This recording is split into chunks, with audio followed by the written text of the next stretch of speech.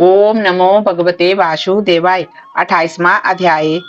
पढ़े सुने जो प्रेम से वह हो जाए शुद्ध स्वरूप। ये 28वां अध्याय कार्तिक कथा अनूप।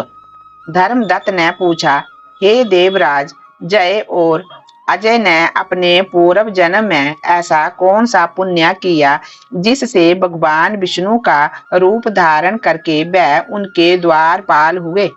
प्राचीन काल में वृण बिंदु की पुत्री देवहूति से कंदरम ऋषि द्वारा केवल देखने मात्र से ही दो सुंदर बालक उत्पन्न हुए। उनमें से बड़े का नाम जय और छोटे का नाम अजय हुआ। बाद में देवहूति के गर्भ से कपिल देव जी भी हुए। जय और अजय दोनों ही विष्णु जी के बड़े भक्त और धर्मात्मा थे। दोनों ही नित्य प्रति अष्टाक्षर मंत्र का जाप करते थे और विष्णु जी का व्रत करते थे। भगवान इन दोनों भाइयों पर अत्यंत प्रसन्न थे और नित्य के समय इनको दर्शन दिया करते थे। एक समय राजा के बुलाने पर देव ऋषि नारद जी गणों सहित राजा के यज्ञ में पधारे। उस यज्ञ में जय ने ब्रह्मा और अजय ने पुरोहित बनकर यज्ञ को संपूर्ण करवाया। यज्ञ की विधि पूर्वक समाप्ति हुई। मारुत राजा ने जय और अजय को बहुत सा धन दिया। वह दोनों भाई दक्षिणा लेकर के अपने आश्रम में आ गए। धन का बंटवारा करते समय दोनों भाइयों का आपस में झगड़ा हो गया। जय ने अजय से कहा कि धन का बराबर बराबर भाग होना चाहिए। अजय ने कहा कि जितना धन जिसको मिला है उतना धन उसका ही है। तब जय ने क्रोध में आकर के अजय को शाप दे दिया कि तुम धन लेकर के नहीं देना चाहते हो, इसलिए तुम ग्राह हो जाओ। अजय ने जय का दिया शाप स्वीकार कर लिया और जय को शाप दिया कि तू अभिमानी है, इसलिए हाथी हो जा। जब नियम पूर्वक दोनों की पूजा के समय भगवान उनको दर्शन देने के लिए आए तो दोनों ने भगवान से श्राप मोचन का उपाय पूछा। दोनों ने प्रभु से कहा, हे देव, हम दोनों आपके भक्त हैं, मगर हम हाथी बाघरा की योनि में कैसे होंगे?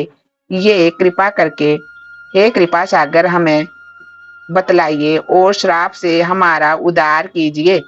तब भगवान विष्णु ने कहा, मेरे भक्तों की वाणी कभी असत्य नहीं होगी। यमराज भी इसको अन्यथा नहीं कर सकते। पूर्व काल में मुझे भक्तराज प्रहलाद के कहने पर स्तंभ से प्रकट होना पड़ा था और राजा अम्बरीश के कहने पर 10 अवतार लेने पड़े थे। अतः तुम दोनों अपने श्रापों को भोग कर मेरे लोक को प्राप्त हो जाओगे। इतना कह करके विष्णु भगवान जी अंतर ध्यान हो गए। फिर वह गंडकी नदी के किनारे मगर और हाथी हुए। पूर्व जन्म का स्मरण रहने के कारण इस योनि में श्री भगवान विष्णु का व्रत नियम से किया करते थे।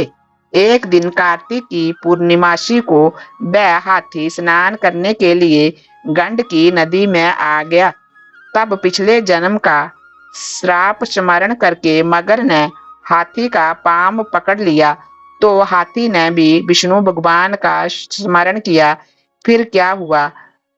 तब तुरंत ही शंख चक्र गदा पद्मधारी भगवान ने अपने सुदर्शन चक्र द्वारा उन दोनों को अपने जैसा रूप दे करके उन्हें बैकुंठ में ले गए।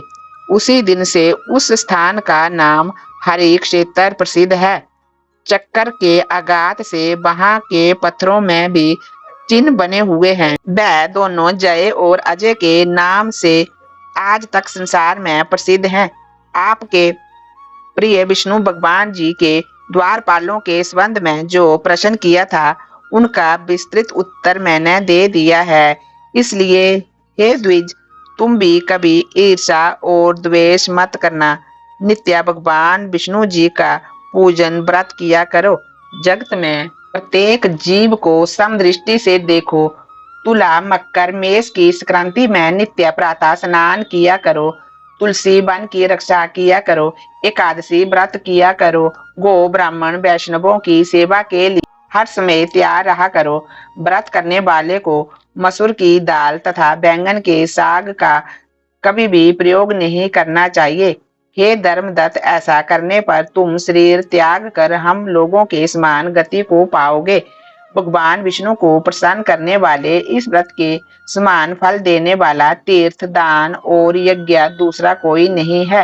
हे विप्र, तुम धन्य हो, क्योंकि तुमने विष्णु को प्रसन्न करने वाला व्रत किया है, जिसका आधा फल तुमने कला को दे दिया। उसके बाद हम कला को बैकुंठ में ले जा रहे हैं। तब नारद जी ने कहा, हे राजन, इस प्रकार धर्मदत्त को विष्णु भक्ति का उपदेश दे करके कला को साथ लेकर के विष्णु के पार्षद बैकुंठ को चले गए और धर्मदत्त भी उनके आदेश के अनुसार विष्णु के व्रत में लगा रहा। जब उसका देहांत हुआ तो अपनी दोनों स्त्रियों के साथ वह विष्णु लोक को गया। हे राजन, कोई भी प्राणी जो प्राचीन काल के इस इतिहास को सुनता है वह अंत में विष्णु धाम को जाता है। ओम नमो भगवते वासुदेवाय।